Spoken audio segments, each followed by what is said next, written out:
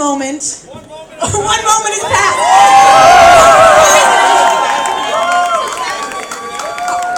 I just wanted to say that Kari, our amazing host of the Detroit Local podcast, he's right stage right. He's going to be doing a Q&A with Andrew after Andrew's speech.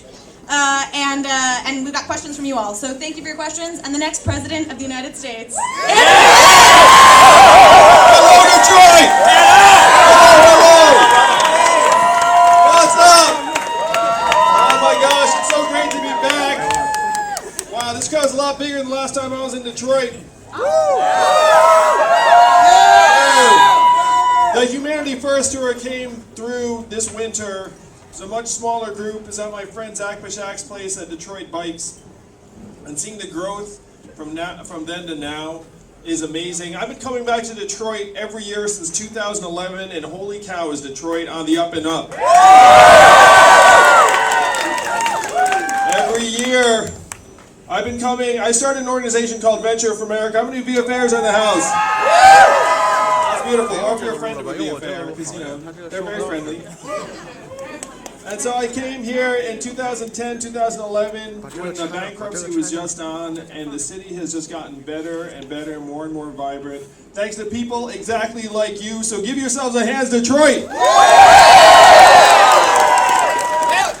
So if you're all here tonight, you know that I'm not a career politician. Yeah. I'm an entrepreneur, I'm a problem solver, and I'm here to help solve the problem that's been obsessing a lot of the country. Pennsylvania, Wisconsin, Missouri, Iowa, and if all those states sound familiar, those are all the states that Donald Trump needed to win and did win.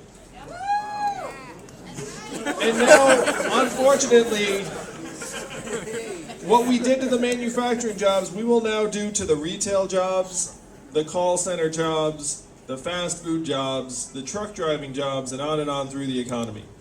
I have friends who are working on these things right now. How many of you have noticed stores closing around where you live? And why are those stores closing? Amazon! That's right, Amazon's like this giant vacuum sucking up $20 billion in business every year, pushing 30% of American malls and stores to close in the next 4 years. And what's the most common job in the United States? Retail. Working as a retail cashier in one of these businesses. The average retail worker is a 39-year-old woman making between $10 and $11 an hour. So if 30% of those stores and malls close, what is she going to do? How much did Amazon pay in taxes last year? That's right, Amazon somehow paid less in taxes than each of you. How is that possible? Corporate colonial offshore I love the Yay Gang. So it's not just retail. How many of you all saw the Google AI demo with the software that could call and make appointments? What do you think the time frame is on that AI being able to outperform the average call center worker who makes $14 an hour? So someone said yesterday, someone said 3 or 4 years. It's somewhere in that neighborhood. I'm going to say 2 to 4 years. And there are 2.5 million call center workers in the United States, including thousands here in Michigan. What are they going to do when... So right now, if you call a customer service department, you get the bot. And if you're anything like me, you're like human, 000, like get me a hurt person as fast as possible. Yeah. And then when that person finally gets connected, you're like, thank goodness. And then you have the conversation, and then you do what you need to do. So no, I get it. But in 2 or 3 years, the bot is going to be indistinguishable from a human. The bot's going to pick up the phone like this. Hey, Andrew, how's it going? What can I do for you? And I'll be like, can you do this? I'm like, sure I can. And then afterwards, I'll be like, oh, that was delightful. And that's going to be 2 or 3 years away. Now, there are 2.5 million Americans who work in call centers, and when the AI can outperform one of them, it can outperform tens of thousands of them. Driving a truck is the most common job in 29 states in this country, including Michigan. And my friends in Silicon Valley are working on trucks that can drive themselves. Now, why are they working so hard on self-driving trucks? Save money. Americans die in accidents with human truck drivers every year. So if you're in Silicon Valley, you can literally say, I'm trying to save the earth and save lives by making these trucks drive themselves. Now, on the other side, you have 3.5 million Americans who drive a truck for a living. The average trucker is a 49-year-old man making $46,000 or so a year. So one thing I say is that I've been to truck stops. Who you think's a truck driver? That's actually a truck driver. There's not some other form of truck driver. It's a bunch of. I'm a truck driver. In that case, you are an awesome exception to this 94%. So let's give her a round of applause. So you have 3.5 million truck drivers and over 7 million Americans who work in truck stops, motels, and diners around the country that rely upon, what's your name? I'm Lacey. Rely on drivers like Lacey actually stopping, getting out, and having a meal or taking a break. What happens when the trucks don't need to stop anymore? What happens to all those truck stops and motels and diners in the Midwestern towns that rely upon the truckers? They're going to dry up. We lose revenue. Sorry? They're going to end up like buildings in Detroit. So I've been coming to Detroit every year since 2010, 2011. I have to say, I was just saying to some journalists over there, I have learned so much from this town. I came here trying to do all I could to make this place better, more vibrant, more enterprising, more entrepreneurial. I had a very, very small part in all the growth that's happened over this last number of years. I mean, all of you have done much more than someone like me who comes in and just tries to do good. But this town very much is ground zero for the automation of jobs, where if you look at this city, it had a population of 1.4 million in its heyday, and now it's a little bit less than half that. And so if you see what happened to the Michigan economy, what that gentleman said is going to happen to the Midwestern truck stops and towns. It's going to happen to all of these places in the interior that we are sucking dry. And so this is why Donald Trump is our president today. Donald Trump is our president because we're in the third inning of the greatest economic and technological transformation in the history of our country. Experts are calling it the fourth industrial revolution. People like McKinsey and Bain and MIT are saying that 20 to 30% of American jobs will be subject to automation between now and 2030, which is only 11 years away. So this is the response that I saw after Donald Trump became president. It was just all this confusion. And we have scapegoated immigrants for problems that immigrants have next to nothing to do with. Am I right? Yes. So I saw this confusion, and I went to Washington, D.C. I said, look, this is a straight economic technological story, and I know this because it's in the numbers. I did the math. Where if you look at the voting district data, there's a direct line up between the adoption of industrial robots in a voting area and the movement to Trump. This is the most direct correlation you can find. So I went to my friends in Washington, D.C., and I'm a pretty plugged-in guy, so I got to meet with some very senior people. And I said, hey, what are we going to do about the fact that we're going through this incredible economic transformation that's tearing our communities apart? It's led to Donald Trump. What are we going to do? And what do you think the good folks in Washington, D.C. said to me when I said, what are we going to do? Nothing. Come back. Yeah, number one was, we can't talk about that. That's verbatim. I was like, wow, these are like our freaking leaders. Number two, we should study that. And number three, the most popular was, we must educate and retrain Americans for the jobs of the future. And that one sounds halfway responsible. You know, you could be like, oh, that sounds pretty good. Like, oh, I guess I'll leave you alone now. And they're like, that was exactly my goal. And then they go back to their lunch. But no, I said, look, again, I looked at the facts and figures. I did the math. You all want to guess the success rates for federally funded retraining programs for manufacturing workers here in Michigan? 0 to 15%. Yeah, it's between 0 and 15%. We are shit terrible at retraining. So I think I just coined a term, shit terrible.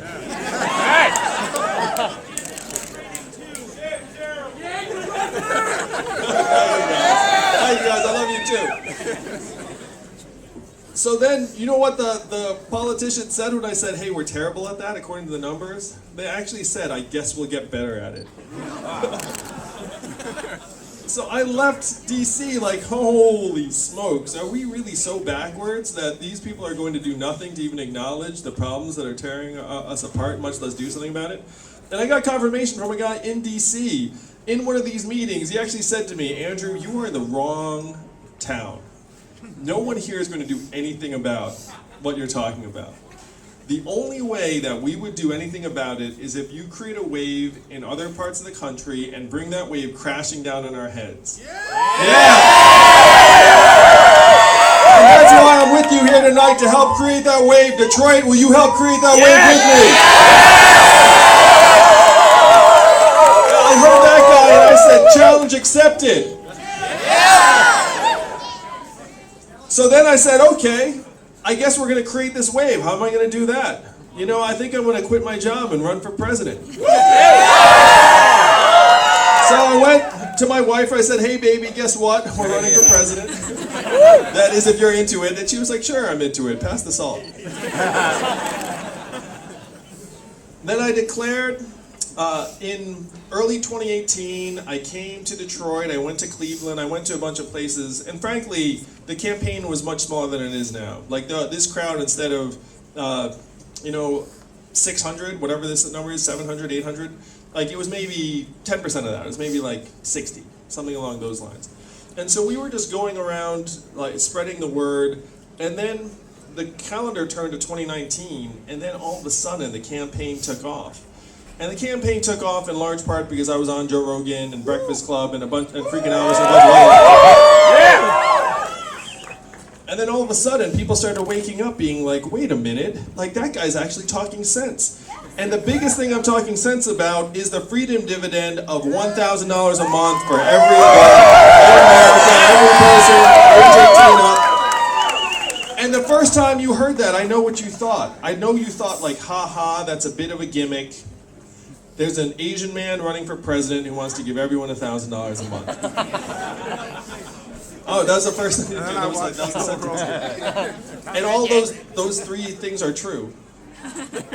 But if you dig into our history, you find that this universal basic income has actually been part of our country's DNA from the very beginning. Thomas Paine was for it at the founding of the country. He called it the citizen's dividend. Martin Luther King was for it in 1967, called it a guaranteed minimum income. And if you read his 1967 book, Chaos or Community, it's the main idea. This is what he was fighting for up until he was assassinated the following year in 1968. Milton Friedman and 1,000 economists signed a study saying this would be tremendous for America, and it was so mainstream, it passed the U.S. House of Representatives twice in 1971, where they said we should just guarantee families a certain income. And in that case, the income they were guaranteeing was the equivalent of $30,000 for a family of four. Think about how history would have changed if every family was guaranteed a minimum income of $30,000 from 1971 until now. And the only reason it didn't become law was that Democrats in the Senate wanted an even higher income threshold. And I talked to someone who worked in Democratic politics at that time, and he said that was the biggest mistake we ever made, and we should have just taken that deal. But then the deal left the table, time passed, and 11 years later, one state actually passed a dividend where now everyone in that state gets between $1,000 and $2,000 a year, no questions asked. And what state is that? Alaska! And how do they fund it? Oil! And what is the oil of the 21st century? Technology, that's right. What they're doing with oil money in Alaska, we can do for everyone here in Michigan and everyone around the country with technology money. In Alaska, they call it the oil check, and they love it. We're going to call this the tech check, and all of America is going to love it. Now, I want you to reflect for a moment on what $1,000 a month would mean for you and your neighbors and your family members. Just look around this room. I guess I'll call it a room. This is this venue. So imagine if everyone here was getting another $1,000 a month. What would you do with that money? Pay my taxes. Start a business. Taxes. Pay my rent. Artists, marijuana. It's cool. I'm going to legalize marijuana too. But if you Pay for therapy. pay for therapy, but if you had this money, you know that the money would get spent right here in Detroit over and over again. You would spend it with local services, businesses, entrepreneurs, artists, creatives, nonprofits, religious organizations. That money would stay right here in Detroit and it would circulate over and over again. This is the trickle-up economy from people, families, and communities up. And it would make us stronger, healthier, mentally healthier. It would help our relationships. It would reduce hospital visits and stress, which right now stress is overtaking this country. Our life expectancy has declined for the last 3 years. How many of you knew that our life expectancy has declined for the last 3 years? Yeah, and you know why. It's declined because of a surge in drug overdoses and suicides. We are sick. And unfortunately, our economy is one of the main causes. It's becoming increasingly inhuman and punitive and stress-inducing. So this freedom dividend, the first time you heard it, you were like, this is literally too good to be true. But there is nothing stopping a majority of us in a democracy from making a dividend a reality, and that's what we're going to do in 2020. So that's big move number one, the freedom dividend, the trickle-up economy. The second thing is that we need to get healthcare off of the backs of American families and businesses. And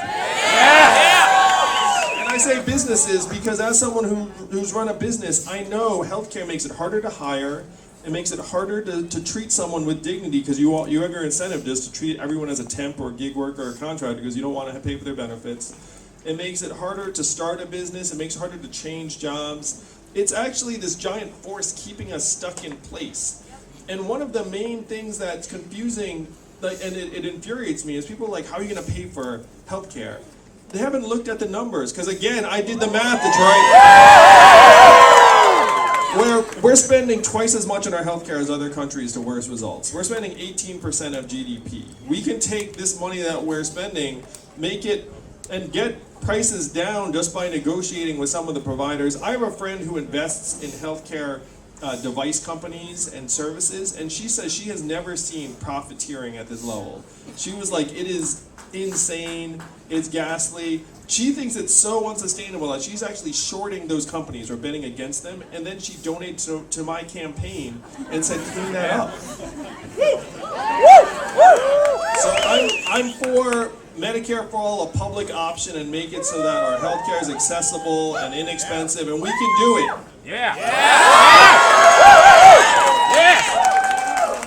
And then the third thing, how many of you woke up this morning excited about GDP? When you saw that headline, you were like, yes, GDP is up. Like, I hope I made a contribution. None of you cares about GDP. And something like self-driving trucks is going to be tremendous for GDP, but it's going to be terrible for Lacey and the other truck drivers and the people who worked at those establishments around the country. Again, what good is a record high GDP if your life expectancy is getting shorter? That doesn't make any sense. And as someone who's run an organization, if you have the wrong measurements, then you'll never make any progress. You'll just be staring at the wrong measurements as they lead you off a cliff. So what might get you actually excited if I said, hey, you don't care about GDP, but this actually improved? What would actually make you happy? Decrease in suicides. Yes, mental health and freedom from substance abuse. That would make us happy, right?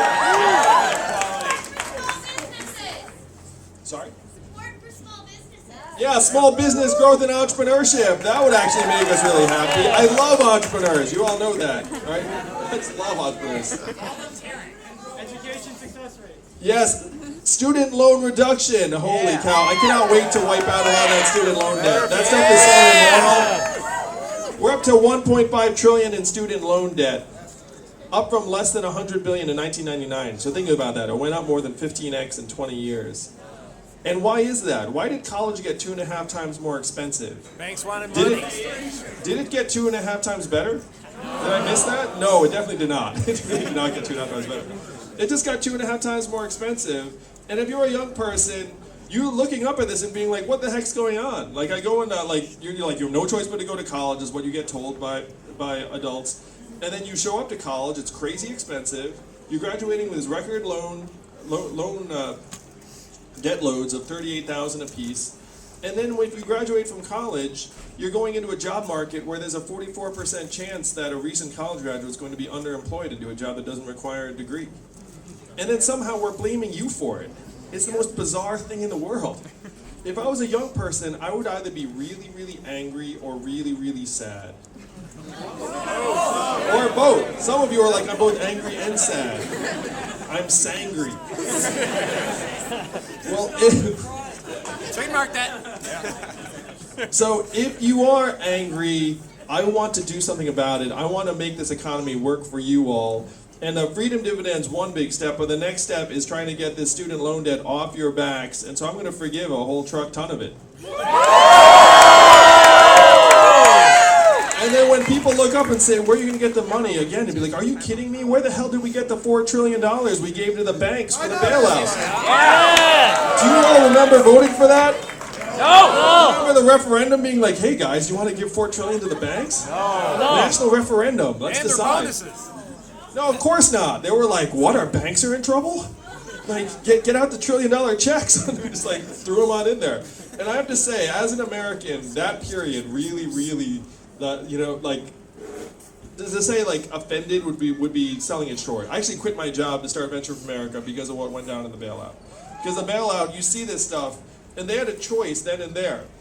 Really, it was a fairly simple choice. The choice was, number one, forgive a lot of the mortgage loans that were breaking the backs of American families and keep people in their homes. That was choice one. Choice two was recapitalize the banks.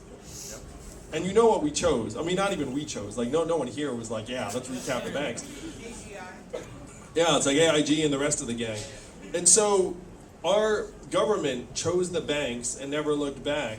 And that is something that, in my opinion, led directly to Donald Trump becoming our president, because people are still pissed off. And Detroit. And Detroit. It led to Detroit, too. I'm still pissed off about it. Again, I was so pissed off at the time, I was like, I'm going to quit my job and do something positive about it, which was start Venture for America.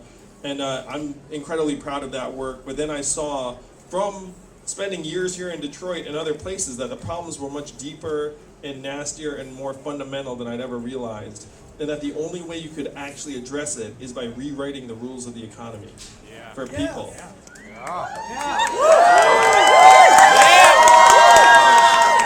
And then you look up and you'd be like, well, how the hell can you rewrite the rules of the economy? That requires you get a hold of the government. And I was like, how do I get a hold of the government?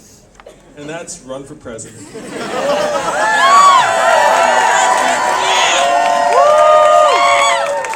So right now we're worshiping this phantom GDP number when we should be measuring our progress around things like mental health and freedom from substance abuse, our health and life expectancy, income and affordability, childhood success rates, clean air and clean water.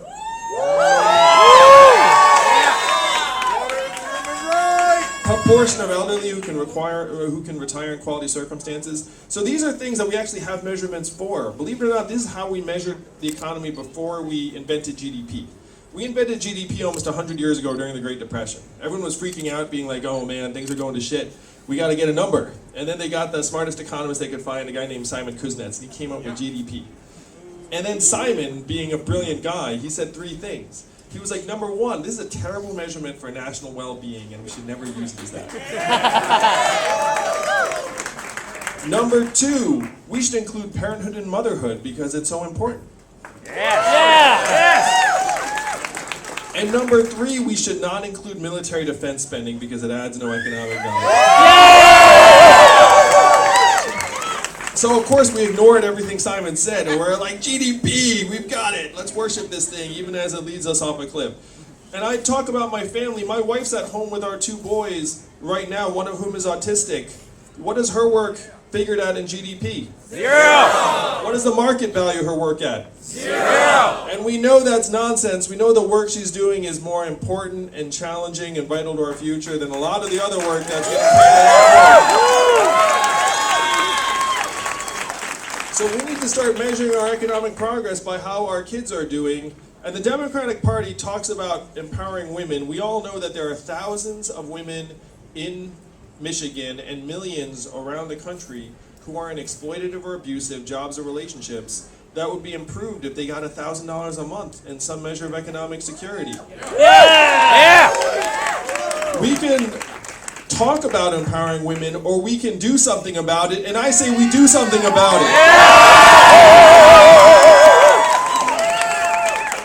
We all also know that $1,000 a month would go much further in historically marginalized communities and communities of color than it will in other parts of the country. We can either talk about empowering Americans from every race and background, or we can do something about it. And I say we do something about it.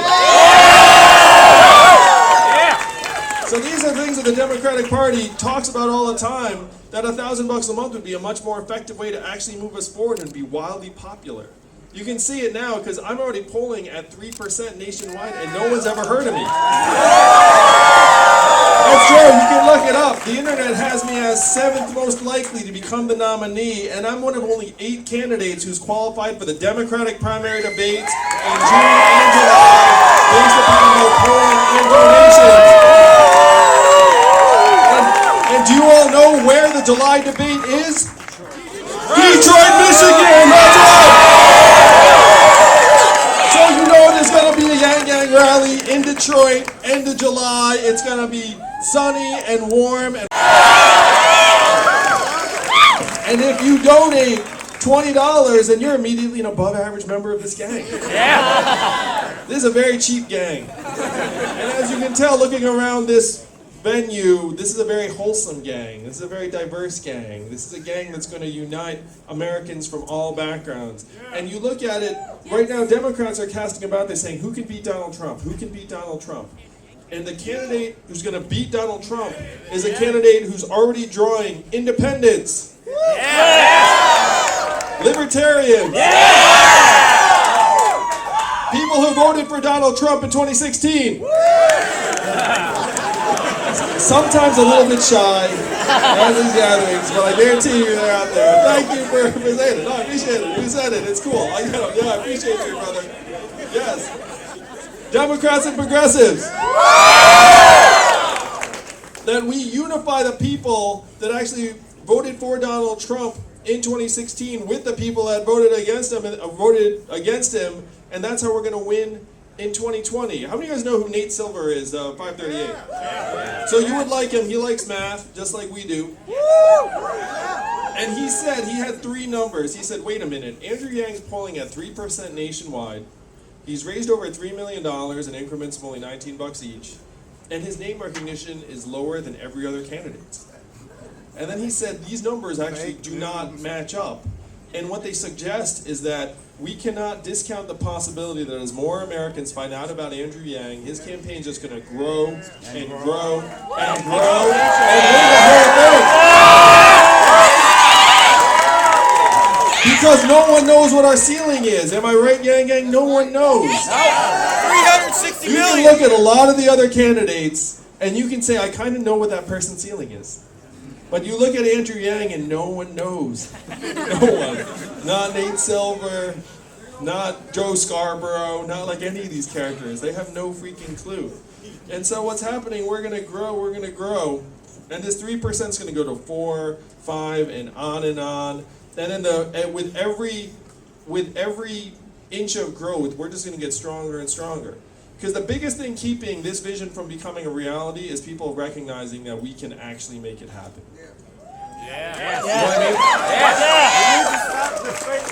Because if you go to someone and say, hey, Andrew Yang wants to give you $1,000 a month, a lot of them will be like, that'll never happen.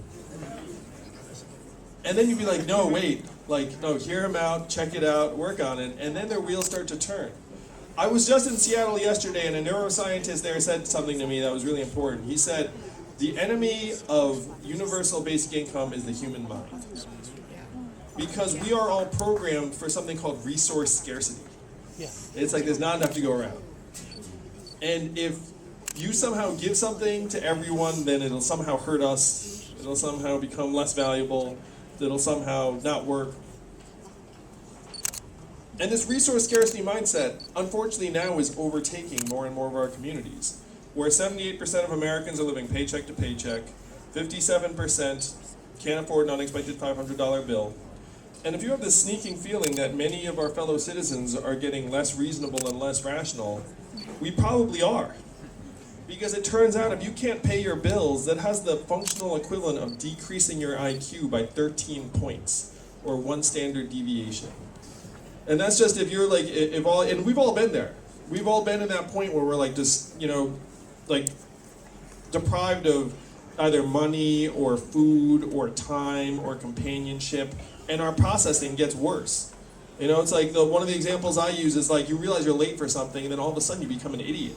You know what I mean? You're like, oh, I'm late, and you just like run out, and like you like forget everything, and like you get lost, and you're like, and we've all been there. And for Americans who are making these time-money trade-offs, like it really ends up depleting their bandwidth, where they're literally like, if I pay you, I can't pay you, and then if I don't pay you, then I take extra time to do this, and maybe that'll save me enough to pay them. And that's where a lot of our fellow citizens are right now. That's where a lot of us are. And so this mindset of scarcity makes it seem impossible or too good to be true that we can get a hold of our government and make this dividend possible. And you look up at our government and you fear that it's a set of pipes that are just clogged full of money. And you're like, my vote does not matter. And that, unfortunately, has been right for quite some time. Because the money is very much there. It's like hundreds of millions of dollars just clogging those pipes up. So one of the ideas I have to help fix that, imagine after I'm president in 2021, we pass a Democracy Dollars Act and we say every American gets $100 that you can just give to any political candidate or campaign that you want. And what this would do is this would make it so that if someone, even in this room, let's call it like 600 of you, you got 600 of you together with $100, that's $60,000. And then someone doesn't have to go beg some rich company or individual for money because they got you on board. You know what I mean? They get the people on board, then all of a sudden they also have the money. This is a game changer. I did the math. And if every citizen had $100 they could give this campaign, it would wash out. Wait, what is that? Is it some giant balloon? Are we gonna be all right? Ice machine. We're making ice cream. I love it. Everyone loves ice cream. So this would wash out the lobbyist cash by a factor of 5 to 1. It's very hard to get the lobbyist cash out of there, but imagine if we just flooded out with people-powered money. And I have to say, as someone who's been running for president for quite some time, calling rich people for money is the most soul-crushing activity you can do. You like call this person and then you make bullshit small talk for like 2 or 3 minutes when they know exactly why you're calling them. And you'd be like, yeah, that's great. Yeah, so, hey, I noticed you donated like this much, and like you can actually donate a little more than that. Like, how'd you feel about that? And then they say something, and like the best of them, I can relate to these conversations. And thank goodness, thanks to you, Yang Gang, I do not have to have these conversations. Oh, thank God. They were the most heartbreaking things to do. But I give you, they go in a certain number of directions. Like one, the best of them are like, hey man, sorry, meant to donate, gonna give it to you soon, don't waste your time on me, I know you have better things to do than waste time on me. I think those are my favorite people. They're like, oh yeah, they get it. Unfortunately, that's not most. Most of them are like, well, like now you're gonna hear me talk for a while. Now you're gonna listen to what I have to say. Because I have some money and I'm waving it at you, so now you're just gonna like listen to my thoughts. Well, that's why it's soul crushing. Because it's transactional. And you're there, you have to be like, yeah, I do want to hear everything you have to say. It's very important to me. You can sense the importance. So thank goodness I don't have to do that anymore. But I want to share this feeling of release I've had with every other politician. Because all these other politicians also are doing this soul-crushing dialing for dollars. We need to liberate them and thus liberate our government. What do you think, Detroit? We need to get democracy back for us, the owners and shareholders of this great country. That's right. Yeah. So this is the plan.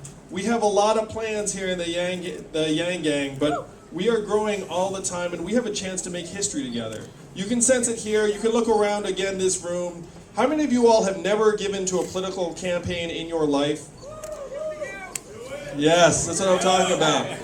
So the percentage of Americans who are politically disengaged is 25%. If we get that 25% on board, we're going to win the whole thing. Yeah! If the people who don't care about politics get behind Andrew Yang, I'm going to run the table with the other 20 candidates. And that's just math. So this is the plan. This is the plan to retake our country. I need your help.